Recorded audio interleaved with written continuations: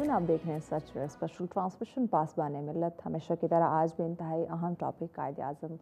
का नज़रिया हुकूमत और मीशत, उस पर गुफ्तगू का सिलसिला जारी है। जी आप साहब। जी, वो बात हम कर रहे थे ना कि बर्रसगीर पाक व हिंद में मुआशी मसाइल और उसमें इकबाल और फिर कायदे आज़म दोनों रोटी का जिक्र करते हैं। मुझे डॉक्टर साहब हज़रत अली अलैहिस्सलाम का एक कौल याद आ रहा है जिसका मफ़हूम है कि जिसका मुआश नहीं उसका दीन नहीं।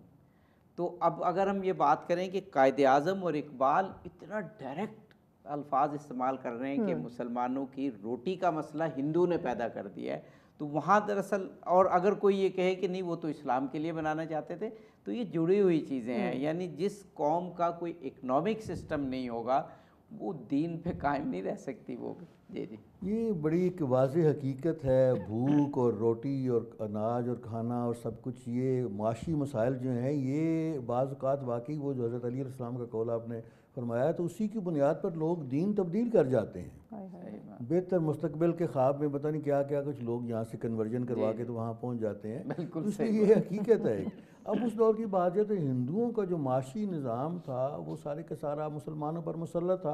और मुसलमान वो जो बनिए की सियासत तो सारा उसमें कर्ज़ों में, और बेचारे थे भी कुछ मुतमव्वल लोग, लेकिन वो उस लिहाज से जो मेजॉरिटी थी हमारी वो पिसी हुए वो ध्यान उसी तरफ जाता है कि बड़े बड़े जागीरदार थे, वो चंद थे। और वो जो इकबाल का जो तस्वर है वो उन्होंने बड़े आफाकी नज़रियात जो हैं पेश किए हैं। वो बहुत पहले से जाकर उन्होंने पूरी बैकग्राउंड को, उस पस मंज़र को समझते हुए उन्होंने वाकई एक मुफक्कर की तरह, हकीमुल उम्मत इसीलिए कहा जाता है ना कि उन्होंने इन मसाइल का फिर हल पेश किया है कि इनका क्या वे आउट होगा, किस तरह से हमने इस मुश्किल से निकलना है। अब देखिए वो ख़ुद तो 1938 में वफ़ात पा गए, लेकिन उनके जो आफाकी नज़रियात हैं, मज़हब, सियासत, दीगर उमूर, वो अब तक जो हैं वो काबिल अमल हैं। अब उसके लिए जो इकबाल ने कहा था कि इनके मईशत के मामलात के इससे आज़ाद होने के लिए आप कोई प्लान आउट कीजिए कुछ सारा, तो उसके लिए जो कायदे आज़म ने वो जो उस वक़्त अपने मामलात जो थे तश्कील दिए, इसी वजह से कि हम जो मगरबी कैपिटलिज़म का निज़ाम है इसका शिकार ना हो, उसी वजह से आपने जो इस्लामी मुआशी निज़ाम का हवाला शुरू से ही दिया। तो वो एक वाज़ेह ऐसी प्लानिंग थी कि अपनी सियासी हुकूमतें भी फिर उस तौर पे ऐसी बनाई जो बाद में उस वक़्त के मुताबिक जो आपने तश्कील दी 48 तक। अब जो जागीरदाराना निज़ाम जो हावी हो गया या अब तक हावी है या उस वक़्त भी, तो वो एक हकीकत के तौर पर अगर बात करें जिस वक़्त पाकिस्तान बना, तो कायदे आज़म बिलाशुबा हम कह सकते हैं कि एक आइडियल रहनुमा थे। उनकी सोच बड़ी तहकीक के बाद एक आइडियल सोच और आइडियल प्लानिंग थी, लेकिन उस वक़्त के जो ग्राउंड रियलिटीज़ हैं, हक़ाइक़ जो हैं, उनको अगर मद्देनज़र रखें तो 45-46 के इलेक्शंस में ही जो उस वक़्त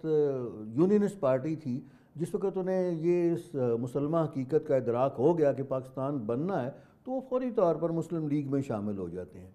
अब जो मुस्लिम लीग की जो ओरिजिनल लीडरशिप थी वो पसे पर्दा बावजूद चली गई, और फिर बाद में वो सारे का सारा वही फैक्टर जो था वो हावी रहा कि जिसकी वजह से वो जो अमली तौर पर कायदे आज़म के स्टेप्स और लियाकत अली ख़ान की बात की जो पॉलिसीज़ थी कि लियाकत अली ख़ान ने भी इस हवाले से करेंसी का इजरा और पाकिस्तान मिंट बनती है 1949 में कि गो कि कायदे आज़म के ज़माने से ही काम जारी था,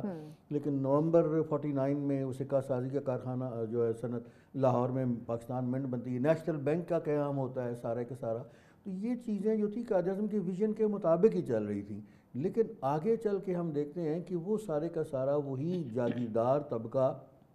पहले पाकिस्तान के सियासी निज़ाम पर काबिज होता है, और फिर सियासत ज़ाहिर है कि पावर आ जाए तो आप मईशत को अपनी मर्जी के मुताबिक चला लेते हैं। और लियाकत अली की पॉलिसी से हमने डेविएट किया। अब जो कहते हैं ना बाज़ फ्रस्ट्रेशन में कि ये क्या हुआ, तो पाकिस्तान बना दिया, पाकिस्तान के हालात ये हो गए। वैसे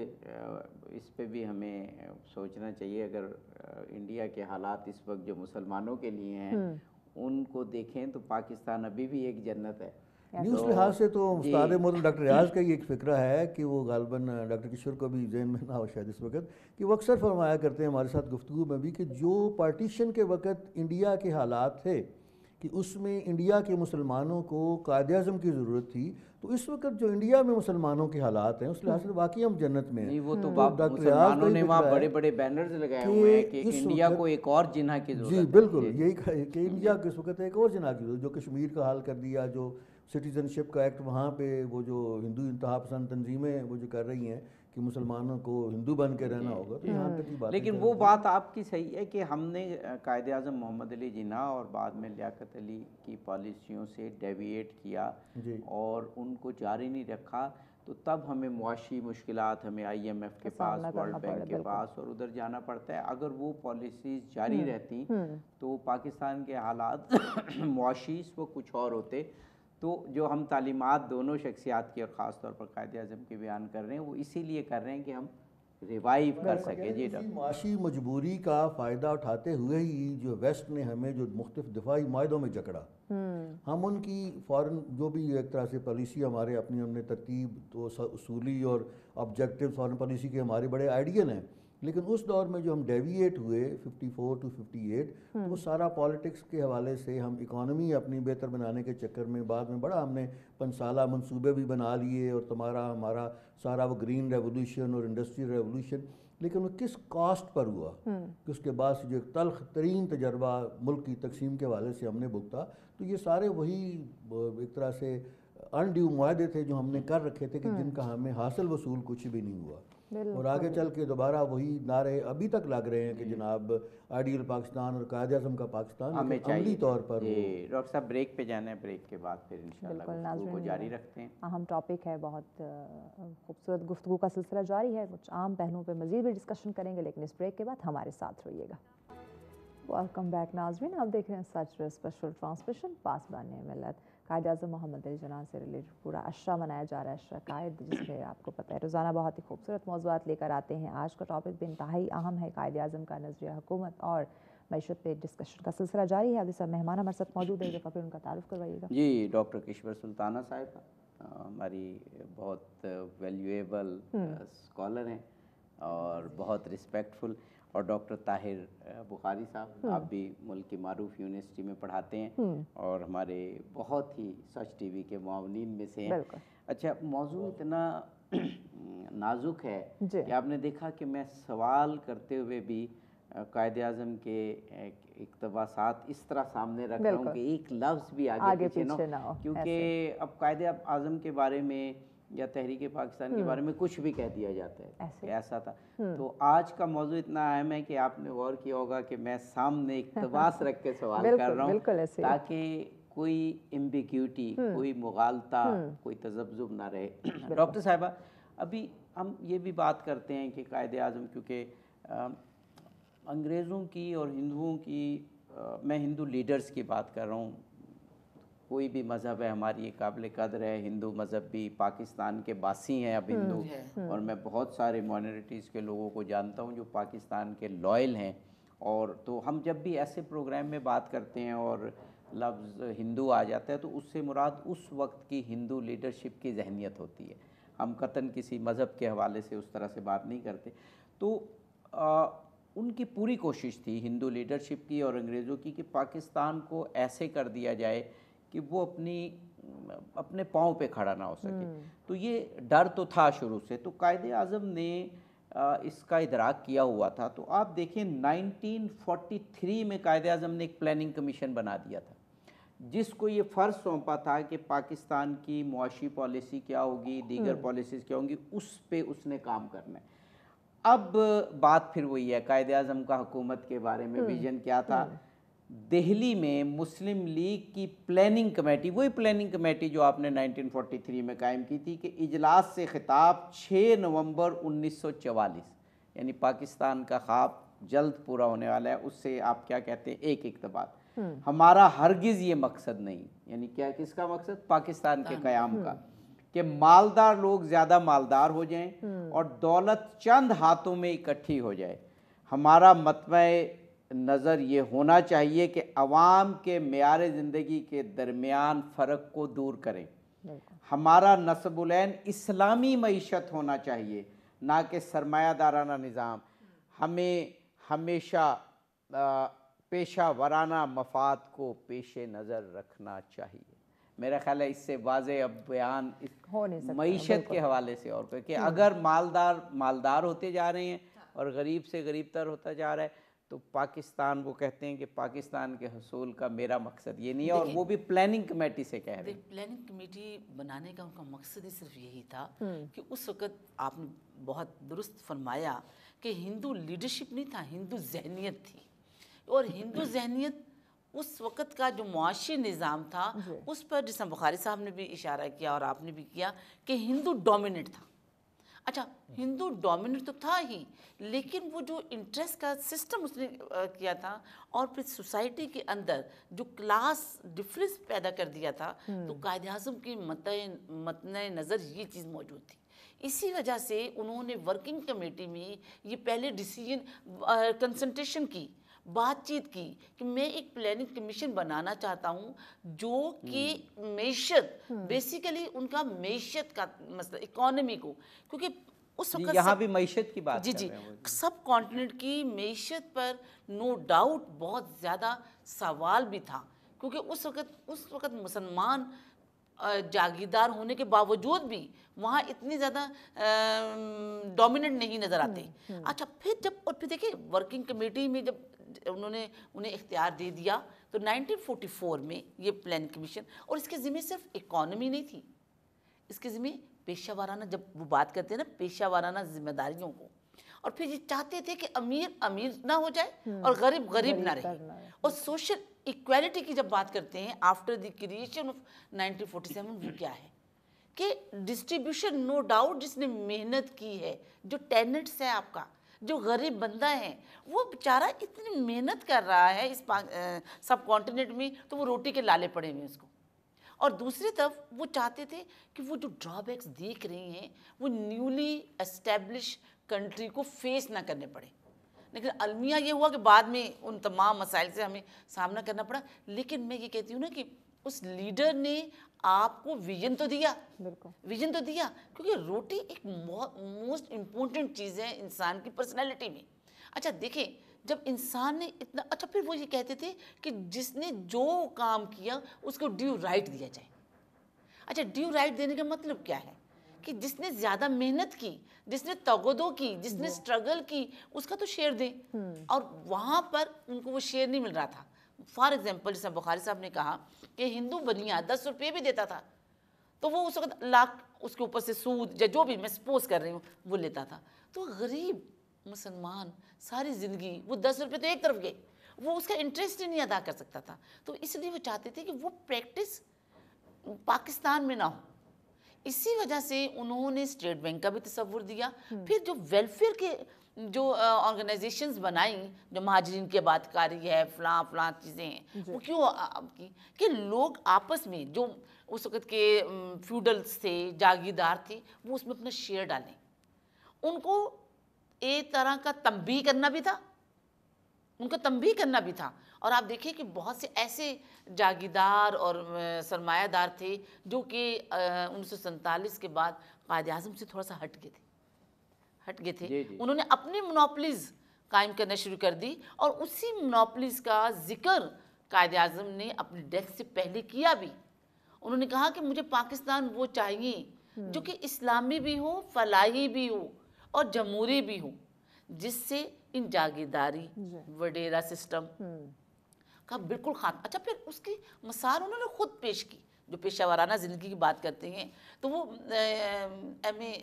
इस्फहानी साहब, जब वो मशहूर किस्सा है कि उनके घर जाते हैं तो वो भी दरवाजे तक नहीं पहुंचते, मीटिंग से बाहर सीढ़ियाँ उतरते वो लाइट बंद कर देते हैं, सीढ़ियों से बाहर जाते हैं तो फिर लाइट। तो उन्होंने कहा इस्फहानी साहब ने कि भी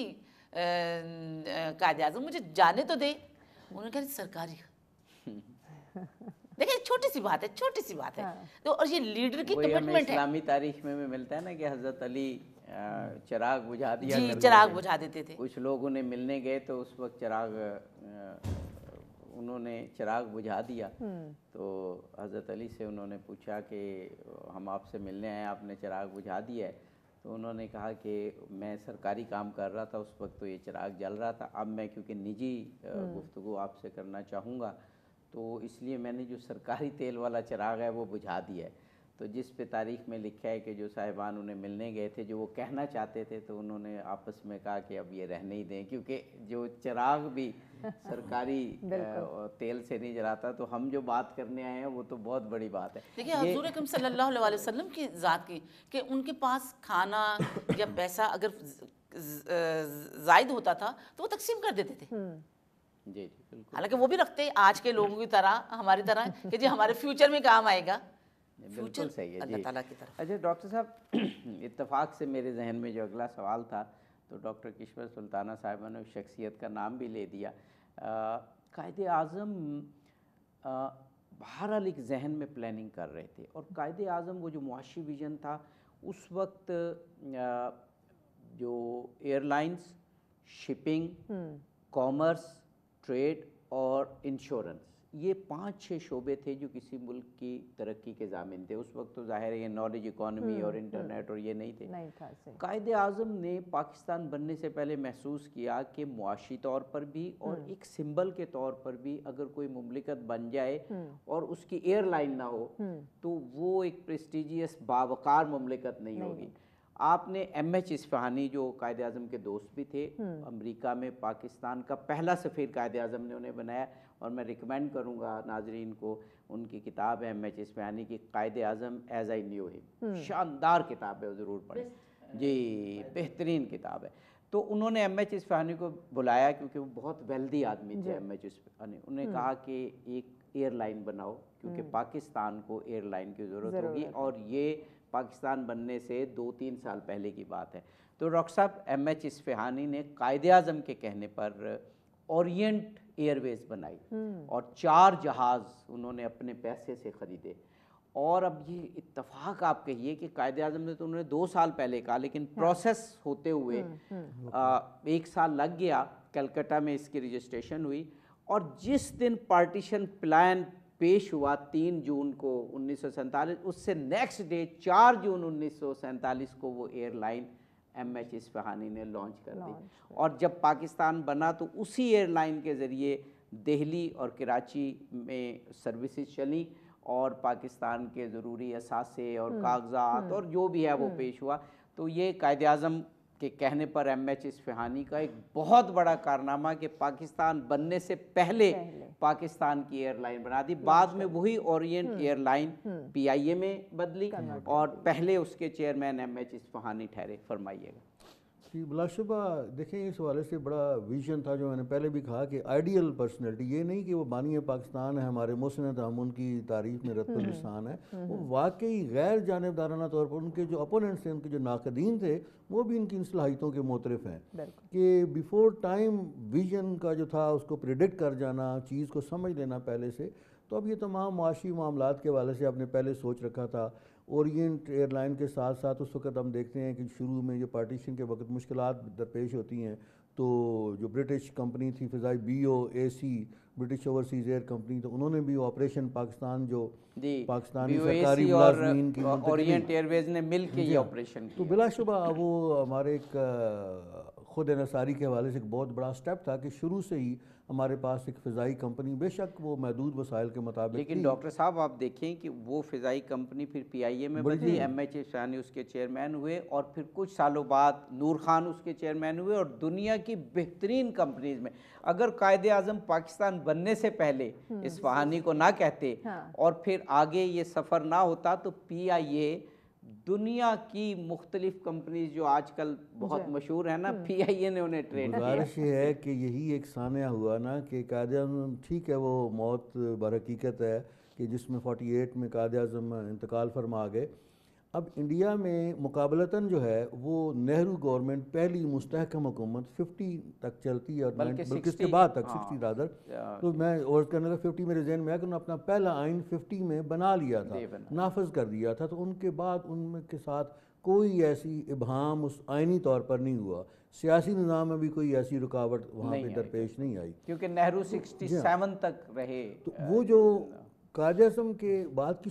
آ جاتی ہے دور کی صورتحال کہ اس میں بھی آپ نے جس طرح دیکھیں کہ اورینٹ ایئرویز کا قیام، اسٹیٹ بینک کا قیام، لیاقت علی خان کے دور میں پلاننگ کمیشن، یہ جو ہم کہتے ہیں نا کہ پاکستان کے پلاننگ کو کوریا اور انہوں نے کیا، وہ وہی قائد اعظم کہ مملکت کے جو ریسورسز تھے، جو فائننس تھا، جو کیپٹل تھا، اس کو ریگولیٹ کرنے کے لیے اسٹیٹ بینک اور دوسرا سرکاری نیشنل بینک موجود تھا۔ نیشنل بینک، دونوں بینک اب بھی کام کر رہے ہیں اور اس امور سے کافی ذمہ دار ہوتے ہیں۔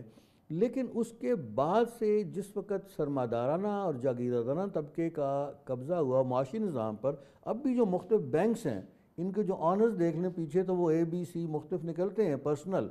اور انہوں نے ہی وہ پورے ملکی معاشی نظام کو جکڑ کے رکھا ہوا ہے۔ اسٹیٹ بینک کو بعض اوقات ان مختلف بینکوں سے وہ ڈالرز یا جو غیر ملکی کرنسی ہے وہ بھی نکلوانے میں بڑی پالیسی یا مشکلات درپیش ہوتی ہیں۔ تو اس وقت کا جو نظام تھا، معاشی نظام، جو قائد اعظم کا ویژن تھا کہ وہ اسٹیٹ کے کنٹرول میں ہونا چاہیے۔ بعد میں جو بینکنگ کا نظام اور پھر بعد میں آپ نے دیکھا کہ PIA کا بھی جو اللہ معاف کرے جو معاملات ہوئے، اور باقی اب اس کے مقابلے میں باقی کمپنیاں آ گئیں، تو قائد اعظم کا جو ویژن تھا کہ یہ چند ایسے امور تھے کہ جو بالکل اسٹیٹ کے کنٹرول میں ہونے چاہیے اور اسٹیٹ ہی ان کو ریگولیٹ کرے، اور اس میں جو صورتحال کی بہتری ہے وہ بھی اسی صورت میں ہو سکتی ہے کہ یہ ڈیفنس کی طرح اور فارن ریلیشن کی طرح یہ شعبہ بھی جو ہے اسٹیٹ کے کنٹرول میں ہو۔ اب چونکہ ہماری مانیٹری پالیسیز مختلف وقتوں میں بین الاقوامی اداروں کے کنٹرول میں رہ کے وہ بدلتی رہتی ہیں، اور جو مختلف موقع پرست عناصر بھی کہہ لیں وہ بھی اس سے فائدہ حاصل کرتے رہتے ہیں۔ جو اصل قائد اعظم کا ویژن تھا وہ جتنے بھی یہ معاملات تھے سیاسی اعتبار سے، معاشی اعتبار سے، جو نظریہ جمہوریت، نظریہ حکومت، وہ آئیڈیل طور پر اگر ہم اس پر عمل پیرا رہتے تو صورتحال بہت بہتر ہو سکتی تھی۔ گزارش یہی ہے کہ ہمارے تمام مسائل کی اس سے، ان پالیسیوں سے انحراف کرنے کی صورت میں سامنے آ رہے ہیں، کہ خاص طور پر جو ہمارے ہاں اب جو مہنگائی کی صورتحال اور جو عوامل روزی روٹی کا جو اس غریب اسی چکر میں پڑا ہوا ہے، کوئی اور اس کو سوچنے کی جو تخلیقی صلاحیتیں ہیں لوگوں کی بڑے لیول پر بھی، تو وہ ماند پڑ گئی کہ بندہ اسی چکر میں آ جاتا ہے۔ تو پہلے وہ جو معاملات تھے کہ شروع کا جو مثالی دور تھا وہ اس میں اسی وجہ سے ترقی ہوئی اور بڑے بڑے بین الاقوامی چیلنجز کو بھی نبرد آزما ہونے میں کامیاب رہے۔ جی، وہ قائد اعظم کی ڈاکٹر صاحبہ نے بھی فرمایا تھا نا کہ ڈاکٹر صاحبہ جو آپ کہہ رہی تھیں کہ 11 اگست کی جو تقریر ہے اس میں وہ زیادہ تر مائنورٹیز کے حوالے سے بات کی جاتی ہے، وہ درست اس لیے ہے کہ خود مائنورٹیز بھی اس تقریر کو ریفرنس کے طور پہ پیش کرتی ہیں اور بڑا درست کرتی ہیں۔ جب اگر کسی کے ساتھ مائنورٹی ہونے کے حوالے سے زیادتی ہوتی ہے تو ظاہر ہے انہوں نے اسی تقریر کا سہارا لینا ہے، اور اسی لیے خود گورنمنٹ آف پاکستان نے اور سماجی حلقوں نے 11 اگست کو مائنورٹیز ڈیز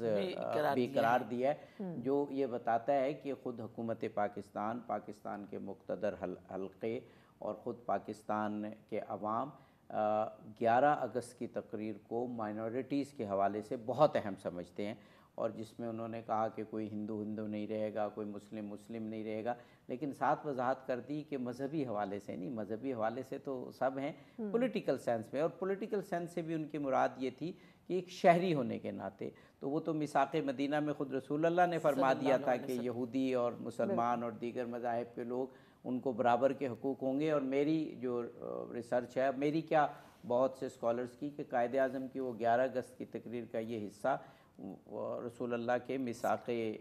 مدینہ اور جو مسیحیوں سے نجران میں ان کا معاہدہ ہوا تھا اسی سے لیا گیا، تو وہ بات ہم اس کو نگیٹ نہیں کرتے کہ اس تقریر کو اقلیتوں کے، مائنورٹیز کے حقوق کے حوالے سے بنیادی حیثیت حاصل ہے، لیکن وہ ایک حصہ تھا۔ اس میں بھی ڈاکٹر صاحب نے جو بات کی، ایون قائد اعظم نے یہاں تک جا کر کہا کہ گورنمنٹ کو لا اینڈ آرڈر کے ساتھ ساتھ ذخیرہ اندوزی اور پرائس کنٹرول پر بھی خاص خیال رکھنا ہے۔ میں یہی تو کہتی ہوں نا کہ صرف ہم اس سے ڈینائی نہیں کرتے، لیکن اس تقریر کو دوسرے بھی جو موضوعات کو وہاں ڈسکس کیا گیا ان کو دیکھیں ذخیرہ اندوزی قائد اعظم ابھی نیولی اسٹیبلش کنٹری ہے، وہاں ذخیرہ اندوزی کا کیا سوال پیدا ہو سکتا ہے، یہ انسان سوچتا ہے، لیکن ان تمام کی طرف آئیڈینٹیفائی تو کہ نا قائد اعظم نے کہ یہی خطرات ہوتے ہیں۔ اچھا یہ خطرات ہیں، اچھا یہ ایک لیڈر ہی، اچھا وہ لیڈر جس نے آپ نے کہا قول اور فعل میں تضاد نہیں، اور ڈٹرمنڈ ہے، کمیٹڈ ہے کہ اس ملک کو جو میں نے حاصل کیا صرف انہوں نے حاصل نہیں کیا، اس کی ایک کارواں تھا جنہوں نے مل کے حاصل کیا، اس کو وہ سٹیبل دیکھنا چاہتے تھے، اور پھر آپ کی بات بخاری صاحب کی بات صحیح ہے کہ جب ہم نے ڈیفنس معاہدات میں چلے گئے اور ایڈز کے چکر میں پڑے اور آج تک آئی ایم ایف اور ان کے ورلڈ بینک کے اس میں چلے، ہمیں سکھایا یہ گیا تھا کہ ہم نے انڈیپینڈنٹ اپنے سورسز کے اندر رہ کر ان تمام چیزوں کو فلفل کرنا ہے. نو ڈاؤٹ پاکستان کا خطہ جو ہے وہ اتنا بھی اکنومیکلی کمزور نہیں تھا، کیونکہ برٹش جب آئے یہاں پر تو سونے کی چڑیا کس کو کہتے تھے؟ جی بالکل. اس کو کوئی سائنس اینڈ ٹیکنالوجی نہیں تھی، اس کو کوئی سائنس اینڈ ٹیکنالوجی نہیں تھی. جب آئے اس وقت پوری دنیا کی جو معیشت تھی اس کا مور دین 33% بر صغیر میں تھا، یعنی دنیا میں جو دولت تھی اس وقت اس کا 33% جو ہے وہ پرٹیکولرلی پنجاب کی بات کرتے ہیں تو یہاں موجود تھے. اصل میں جب ذخیرہ اندوزی کی بات کرتے ہیں تو فیوڈلزم کے وہ کیوں خلاف تھے؟ کیونکہ انہوں نے یہ چیزیں ویسٹ میں بھی دیکھی اور ہندو بنیے میں بھی دیکھی، اور اسی لیے وہ چاہتے تھے کہ اسلامک ڈیموکریسی، اسلامک سوشلزم کو ہم لے کے آئیں. اسلامک سوشلزم یہ کہتا ہے کہ نو ڈاؤٹ آپ اپنے بھی سورسز کو دیکھیے، لیکن ساتھ رہنے والے جو اسٹیٹ ہے، اسٹیٹ کے جو دوسرے سٹیزن ہیں ان کا بھی خیال رکھا جائے، پیس کی وجہ سے بھی رکھا جائے، کنسٹیٹیوشن. اچھا پھر یہ اسٹیٹ کی ذمہ داری ہے. بالکل دیکھیں یہ آپ سب کو بھی باہر جانے کا موقع ملا ہوگا. ویلفیئر اسٹیٹ باہر اگر کوئی ان امپلائمنٹ ہے، کسی کو ہیلتھ کی ضرورت ہے، دیکھیں 2 چیزیں ویسٹ نے کی ہیں جو کہ ہمارے جو خلیفہ حضرت عمر رضی اللہ تعالیٰ کے اور حضور اکرم صلی اللہ علیہ وسلم اور حضرت علی کے ان سے انہوں نے ڈیرائیو کیا 2 چیزیں ہیں اسٹیٹ کی ذمہ داری، ایک ہیلتھ اور ایک ایجوکیشن. ہمارے ہاں یہ سوشل سیکیورٹی نہیں ہے جو کہ قائد اعظم چاہتے تھے. دیکھیں وہ اپنی تمام چیزیں اپنے اون پر بیمار تھے. وہ جو پلاننگ کمیشن بنایا تھا قائد اعظم نے، اپنے اون پر کرتے تھے. بنیادی باتیں کہی گئی ان میں ایک یہ تعلیم کا فری ہونا، پرائمری تعلیم خاص طور پر فری ہونا، یہ اس پلاننگ کمیشن کی سفارشات میں تھا. جو ڈیولپڈ کنٹریز ہیں انہوں نے کیا کیا ہے، عوام ان کی اسی طرح محنت کرتی ہے لیکن سوشل سیکیورٹی دے دی ہے، ٹیکس پے کرتا ہے تو اس کو ریٹرن میں سب چیزیں ملتی ہیں. بالکل سے. اچھا میں جب نیا سوال کرتا ہوں تو مہوش کی طرف دیکھتا ہوں کہ یہ وقفہ تو نہیں آ رہا، تو پھر وقفے کے بعد شروع کیا جائے، لیکن مجھے لگتا ہے کہ ابھی کچھ شاید چند منٹس ہیں. تو اب جتنا ٹائم بچا ہے ہمارے پاس تقریباً ٹوٹل ایکچوئل تو آدھا گھنٹہ لیکن گفتگو کا شاید 20 منٹ ٹائم ہو. اب میں چاہ رہا ہوں کہ جو قائد اعظم کے زندگی کا میں تو کہوں گا ایک مائل سٹون ہے اس پر گفتگو کی جائے، جو ان کی اسٹیٹ بینک کے افتتاح پر گفتگو ہے. میں نے اکثر ان پروگرامز میں کہا کہ پرسنل ٹچ کے ساتھ اگر قائد اعظم کو جاننا چاہیں تو مس فاطمہ جناح کی کتاب مائی برادر، اور اس کا بہت اچھا اردو ترجمہ ہوا ہے میرا بھائی کے نام سے مارکیٹ میں. یعنی یہ اچھی بات ہے کہ کتاب آؤٹ آف پرنٹ نہیں ہے، مارکیٹ سے بھی مل جاتی ہے، اور نیٹ پہ اس کا انگلش اور اردو ترجمہ دونوں موجود ہیں. اگر قائد اعظم کو ایک پرسنل ٹچ سے، ایک ذاتی نقطہ نگاہ سے، ایک خاص محبت، پیار، انس اور عشق کے اینگل سے دیکھنا ہو تو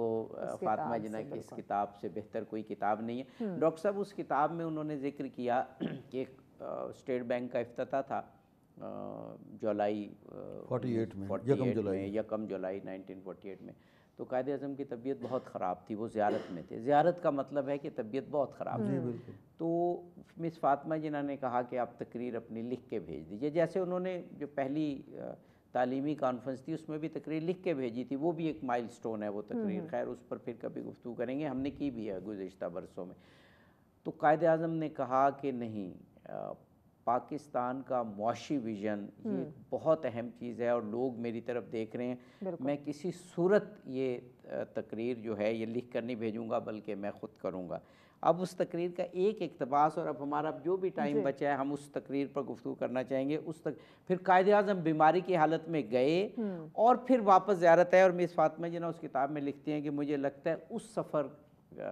جو وہ سفر تھا نا وہ بڑا ڈیسائسو ان کی صحت کے لیے ہوا، اور ان کو اس کے بعد کافی صحت کے حوالے سے پریشانی ہوئی. لیکن قائد اعظم نے یہ خطرہ مول لیا. آپ اس میں ایک پیراگراف مغربی اقدار، نظریے اور طریقے، مغربی اقدار یعنی ویلیوز، نظریے یعنی مغربی آئیڈیالوجی اور طریقے خوش و خرم اور مطمئن قوم کی تشکیل کی منزل کے حصول میں ہماری مدد نہیں کر سکیں گے۔ ہمیں اپنے مقدر کو سنوارنے کے لیے اپنے ہی انداز میں کام کرنا ہوگا اور دنیا کے سامنے ایک ایسا اقتصادی نظام پیش کرنا ہوگا جس کی اساس انسانی مساوات اور معاشرتی عدل، سوشل جسٹس اور انسانی مساوات، ایکویلٹی اور معاشرتی عدل کے سچے اسلامی تصور پر استوار ہو۔ یہ میں سمجھتا ہوں تمام اقتصادی نظاموں کا ایک پریمبل ہونا چاہیے، افتتاحیہ ہونا چاہیے۔ لیکن بڑی واضح صورتحال سے بیان دے، زمینی حقائق جو ہمارے ہیں وہ مغرب سے مختلف ہیں اور رہیں گے۔ اب اس میں قائد اعظم نے اس ساری صورتحال کو، جسے میں نے پہلے عرض کیا کہ بھانپ لیا تھا بیفور پارٹیشن، اور اسی کے مطابق اب یہ فرما رہے ہیں کہ جو مغربی نظریے، جو بھی ان کی سیاست اور فلاحی مملکت کے نظریات عملی، وہ سارے کے سارے جو ہیں وہ ان کے اپنے معاملات کے مطابق ہے۔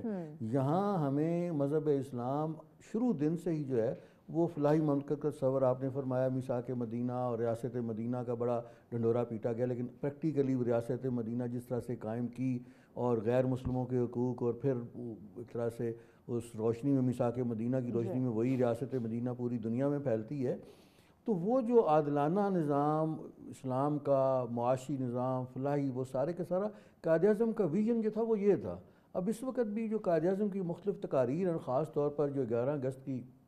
تقریر ہے، یہ ایک پالیسی میٹر سمجھی جاتی ہے، اور ان تمام تقاریر کی اب بھی بڑی وضاحت جو ہے وہ ہمیں ایک ایک لفظ کی جو تشریح ہے یہ درکار ہے رہنمائی کے لیے، کہ جہاں وہ جاگیردارانہ نظام کی بات کر رہے ہیں تو وہ انہیں پتہ تھا کہ یہ فیکٹرز ابھی پالیٹکس میں ان ہے اور آگے یہ کیا کر سکتے ہیں، تو اسی وجہ سے وہ جو کیپٹلزم کا اور جو مغرب کا نظام تھا وہ سارا سرمایہ دارانہ تھا، اس کے نتائج وہ دیکھ رہے تھے۔ ڈاکٹر صاحب بریک کے بعد یہ، کیونکہ اب جتنا بھی ٹائم ہے اسٹیٹ بینک کی اور اقتصادی جو نظام قائد اعظم پیش کرنا چاہتے تھے اس پر ہوگی، واپس آتے ہیں تو اسی کو یہیں سے یقیناً ناظرین بڑے اہم پہلو پہ ڈسکشن ہو رہی ہے، اس کو آگے بڑھاتے ہیں، لیکن اس شارٹ بریک کے بعد ہمارے ساتھ رہیے۔